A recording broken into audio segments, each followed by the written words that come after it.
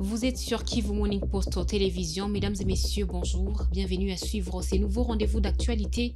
Nous commençons par les principaux titres. Vers la mise en œuvre de l'accord de Washington, la République démocratique du Congo et le Rwanda ont tenu la première réunion du comité conjoint des supervisions de l'accord de paix signé le 27 juillet 2025. Et puis, dans le procès opposant la République à Joseph Kabila, les avocats perçoivent des honoraires dépassant 2 millions de dollars, une somme que Maître Kabengele Ilunga juge à modeste en raison des menaces reçues face à la dangerosité du procès. Ces titres et bien d'autres vous seront développés dans cette actualité. Mesdames et messieurs, restez branchés.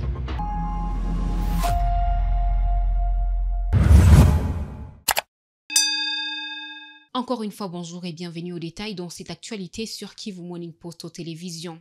La République démocratique du Congo RDC et la République du Rwanda ont tenu à Washington, ce 31 juillet 2025, la première réunion du comité conjoint des supervisions de l'accord de paix signé le 27 juin 2025. Blaise Bassabossi. Autour de la table, aux côtés des délégations congolaises et rwandaises, étaient présents des observateurs des Nations Unies, de l'Union africaine et de l'État du Qatar et de la République du Togo. Cette dernière agissant en tant que facilitateur au nom de l'Union africaine. Les communiqués publiés à l'issue de la rencontre précise, le comité conjoint de supervision a pour mission de servir de forum pour la mise en œuvre de l'accord de paix et la résolution des différends. Lors de cette réunion inaugurale, plusieurs décisions clés. Les partis ont désigné leur président du comité, adopté les termes de référence qui encadreront les réunions futures, discuter des progrès réalisés dans la mise en œuvre de l'accord et préparer la première réunion du mécanisme conjoint de coordination en matière de sécurité, indiquent les documents conjoints publiés par les 5 parties. Le rôle de partenaires internationaux a été souligné tout au long des travaux.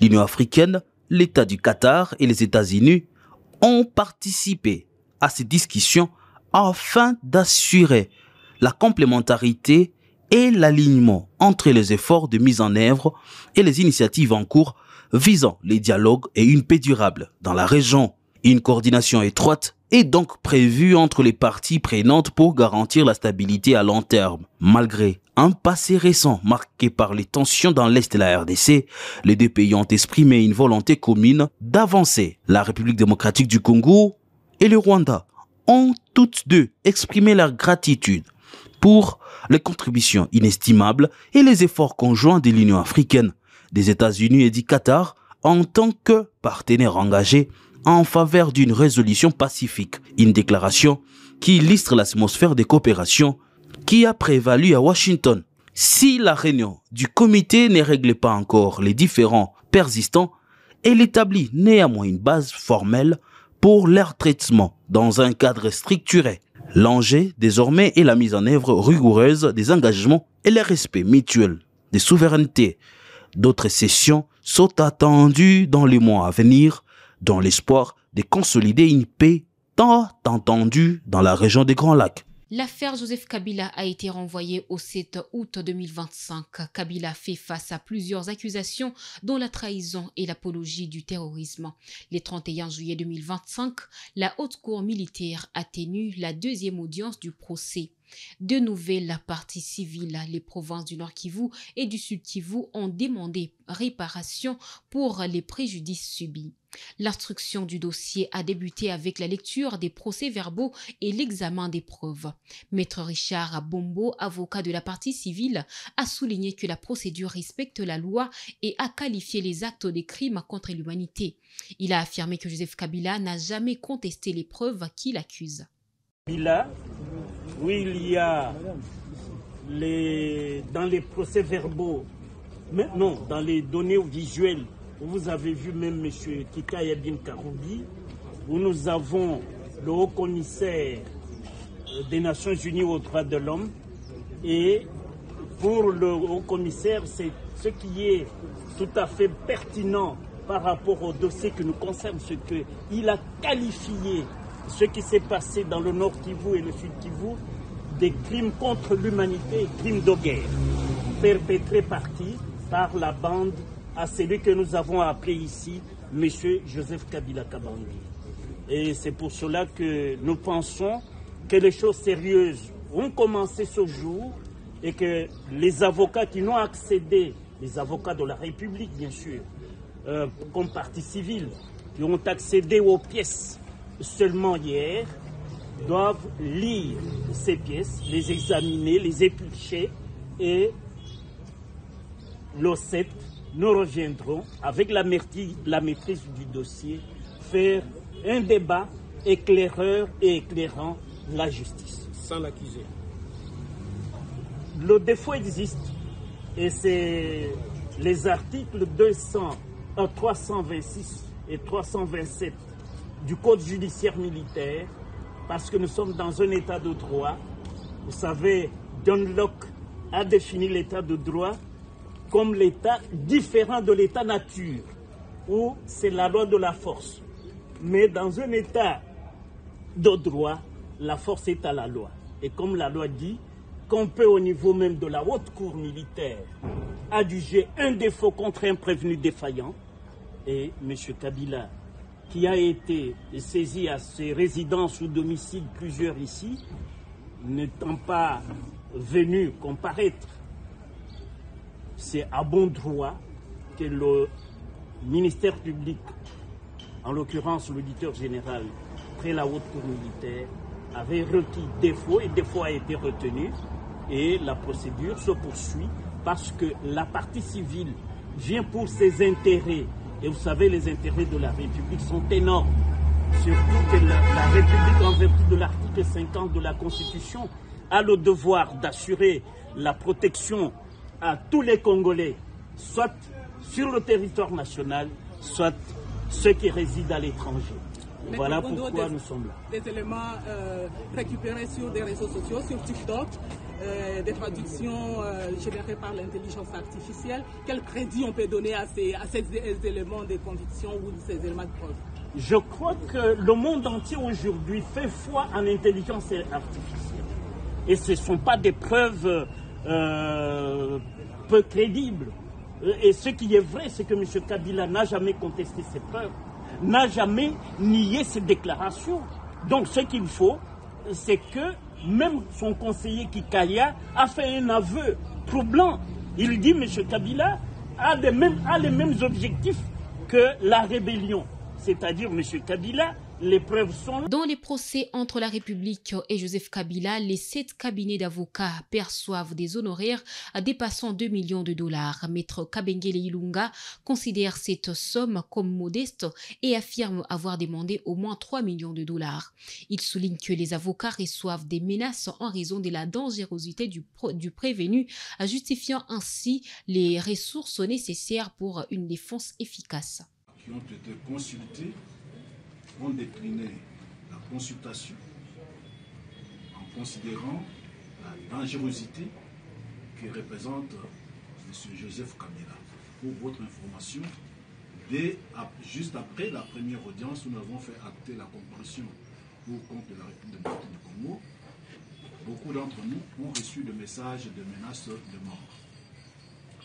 Il faut également tenir compte de ce que ici nous sommes en train de nous battre, de travailler pour que la population congolaise, victime des actes de M. Joseph Kabila et de ses parrains et ses alliés, que ces victimes-là soient indemnisées. Nous sommes en train de poursuivre plusieurs milliards de dollars en termes de dommages et intérêts. Notez, pas plus longtemps qu'au mois de mars, le 7 et le 8, vous avez vu circuler sur la toile les communiqués de presse émis par l'ancien ministre de la Justice, Constant Mutamba, qui offrait 4 millions de dollars pour quiconque arrêterait Pero Luara et 4 millions de dollars pour quiconque arrêterait Corneille Nanga et Bertrand de 6 mois. Et la sommation de ce que nous avons demandé n'arrive pas à 4 millions, juste pour l'arrestation. Or, on peut arrêter quelqu'un le juger pour ne pas le condamner. Mais ici, nous sommes en train de poursuivre la condamnation aux dommages intérêts. Donc cette base-là, tous ceux qui passent par rapport à 4 millions, 8 millions, juste pour l'arrestation, et les avocats sont modestes parce qu'ils ont demandé moins, tout calcul confondu, moins de 3 millions de dollars. Il faut tenir compte que maintenant, là, les avocats sont en train de faire les avances. Nous avons envoyé de collaborateurs en province. Il faut les loger, il faut assurer leurs conditions de sécurité. Et d'abord, on n'a rien touché, c'est l'effet de cabinet que nous avons exposé. Et tenez compte que dans ces zones-là, ces collaborateurs, que ce soit ceux qui sont sur place, que ce soit ceux qui ont quitté Kinshasa pour se rendre dans ce lieu-là, il y a des mesures de sécurité particulières qu'il faut reprendre. Il faut également noter que ces honoraires postulés, ce n'est pas par avocat, c'est par cabinet. Et donc, quand vous avez vu 7 avocats qui comparaissent là, c'est 7 cabinets, et nous avons demandé à nos collaborateurs qui sont avec nous de ne pas comparaître pour ne pas encombrer la barre de la haute communautaire. Et ils sont en train de travailler. Notez bien que nous devons également consulter le dossier de la République, documents officiels et privés, pour nous faire une idée sur l'ampleur et l'étendue des préjudices que Joseph Kabila et ses complices et co-auteurs ont causé à la République démocratique du Congo ainsi qu'aux provinces, afin d'être utiles à la haute cour militaire. Alors, tout ça, tout compte fait, nous avons estimé en patriote arrêter notre note d'honoraires à des proportions qui soient acceptables. Donc, ce n'est pas exorbitant. Et je pense que Pero Louara, qui relie, qui est en train de relayer l'information, qu'il se souvienne qu'il y avait 4 millions pour lui seul, juste pour l'arrêter. Mais ici, nous, on n'est pas en train d'arrêter, on est en train de concourir au jugement et à des condamnations à des dommages d'intérêt de plusieurs milliards de dollars au profit non seulement de la République, mais également des victimes des actes perpétrés par Joseph Kabila et ses complices.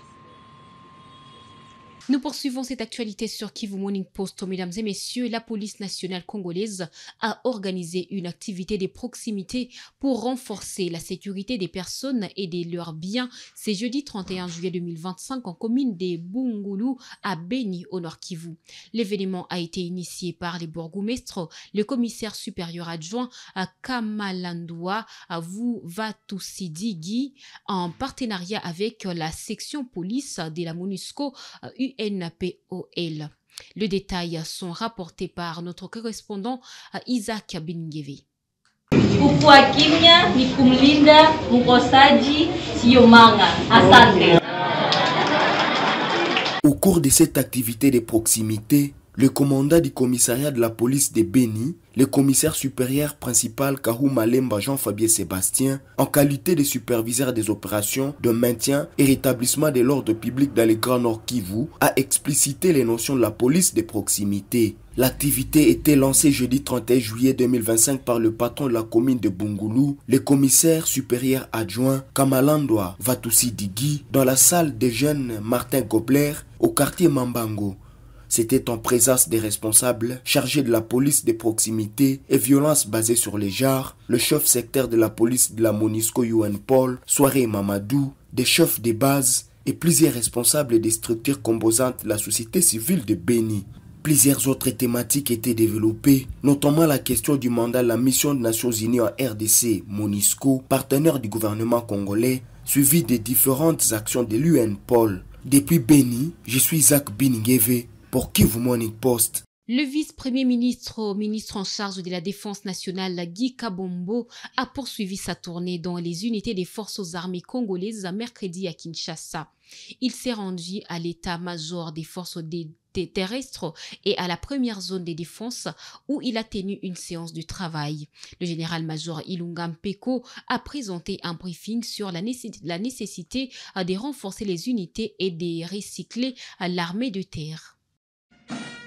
Il poursuit son itinérance dans les unités des forces armées congolaises en vue de palper les réalités du terrain. Ce mercredi 30 juillet, Maître Guy Kabombo Modianvita s'est rendu à l'état-major des forces terrestres ainsi qu'à la première zone de défense où il a tenu une séance de travail. À l'état-major des forces terrestres, un briefing sectoriel lui a été présenté par le chef d'état-major adjoint de la force terrestre, le général Ilungampeko Edmond, qui a plaidé pour l'anticipation et la préparation des unités pour faire face aux enjeux de l'heure. Il a ainsi sollicité le renforcement en hommes dans les rangs des FARDC ainsi que le recyclage ponctuel pour l'armée de terre. Dans son mot, Maître Guy Kabombo Modianvita a promis de s'investir pour bâtir une armée de terre patriotique formé et équipé conformément à la vision du chef de l'État, commandant suprême Félix Antoine Tshisekedi Tshilombo, suivant la mission FEC. J'ai voulu me rendre compte moi-même de vos conditions de travail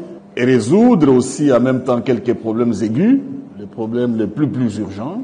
Deuxièmement, faire un rapport non complaisant au commandant suprême. Décider ensemble que nous devons rendre effectif le trinôme FEC pour que nous puissions bâtir une armée nationale, républicaine, professionnelle, forte et capable de défendre l'intégrité de notre territoire national et sécuriser les Congolais. Une armée dans laquelle le népotisme, les clanismes, les tribalismes n'ont pas leur place. S'en est suivi la visite des locaux du bâtiment administratif où les VPM de la Défense nationale et des anciens combattants, Maître Guy Kabombo Modianvita a échangé avec le personnel administratif, brisant ainsi les plafonds de verre. Il s'est dirigé par la suite aux installations de la première zone de défense où il a inauguré le bâtiment rénové de commandement et de contrôle de la première zone de défense. Un briefing opérationnel lui a été également présenté par le commandant première zone de défense, le général-major Chiko Chitambe. La dite visite s'est clôturée par une photo de famille. Après les déclarations de l'Union sacrée des Luanzulu à Mikuba et des Sempia, c'est au tour de l'association socioculturelle Buluba des Bukata de réaffirmer son soutien au gouverneur Jacques Kabula Katoué dans une déclaration du 31 juillet à Lubumbashi. Alors que l'intérim à la tête de la province du Haut-Katanga est assuré depuis le 16 juillet 2025 par le vice-gouverneur Martin Kazembe suite à la disparition du gouverneur, Kabula s'est finalement présenté au cabinet du vice-premier ministre de l'Intérieur, Jacques Manchabani, mais il n'a pas encore pris la parole publiquement. La jeunesse de l'association salue les bilans du gouverneur qu'elle décrit comme un bâtisseur de la province. Déclaration de la jeunesse Balubakat. La jeunesse Balubakat, animée par une conviction profonde et sens aigu de la responsabilité citoyenne, affirme son soutien indéfectible au gouverneur Jacques Kabula, dont le leadership et la vision incarnent les inspirations d'une génération tournée vers les progrès. Le vaillant Jacques Kabula n'est pas simplement un chef politique. Il est un bâtisseur, un acteur clé de développement, un homme dont les actions concrètes traduisent les idéaux du chef de l'État Félix Antoine Tshisekedi, auquel nous, jeunesse Balubakat, adhérons pleinement. Sous sa gouvernance, des avancées significatives ont été enregistrées dans des secteurs vitaux tels que l'éducation, les infrastructures et l'économie locale. Ces réalisations témoignent de sa capacité à transformer des promesses en actes, à bâtir des ponts entre les défis d'hier et l'opportunité de demain.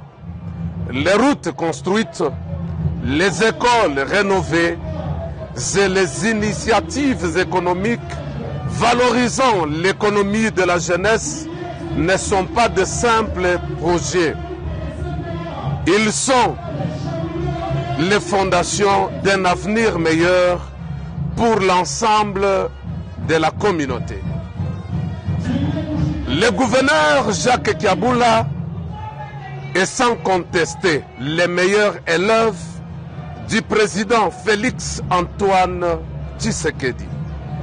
En mettant en œuvre avec rigueur et efficacité la vision du chef de l'État, il a su démontrer qu'une gouvernance orientée vers la population peut être synonyme de progrès tangibles. Son engagement envers le principe de justice, de transparence et de développement durable est une source d'inspiration pour la jeunesse qui voit en lui un modèle à suivre. Aujourd'hui, nous jeunes Baloubakat portons une voix unanime et présente le retour immédiat du gouverneur Jacques Kiaboula aux affaires. C'est une nécessité impérieuse pour garantir la continuité des efforts entrepris et préserver les acquis durement obtenus. Son absence prolongée risque de compromettre les avancées réalisées et ralentir la dynamique de développement amorcée par son leadership éclairé. Nous avons besoin d'un bâtisseur, d'un visionnaire, d'un homme d'action. Et Jacques Kiaboula incarne ces qualités essentielles. La jeunesse Baloubakat, consciente de sa responsabilité en tant que pilier de l'avenir, se tient prête à soutenir activement cette dynamique de progrès. Nous croyons fermement à son retour immédiat permettra de raviver l'élan de transformation positive dont notre province a tant besoin. Ce n'est pas simplement un appel, mais une exigence citoyenne portée par une génération qui refuse de céder à l'immobilisme. Nous croyons à un avenir où les aspirations de la jeunesse trouvent un écho dans les décisions politiques. Et cet avenir passe inévitablement par la réintégration de Jacques Kiaboula à son poste de leader. Que vive la jeunesse Baloubakat, que vive la province du Haut-Katanga, que vive la République démocratique du Congo. Nous disons et nous vous remercions, fait à Lubumbashi le 31 juillet 2025. Toujours, Wandani toujours. Mesdames et messieurs, c'est par cette information que nous clôturons ces rendez-vous d'actualité sur Kivu Morning Post Télévision. Vous êtes nombreux à nous suivre, nous vous remercions de votre fidélité. Portez-vous bien et à la prochaine.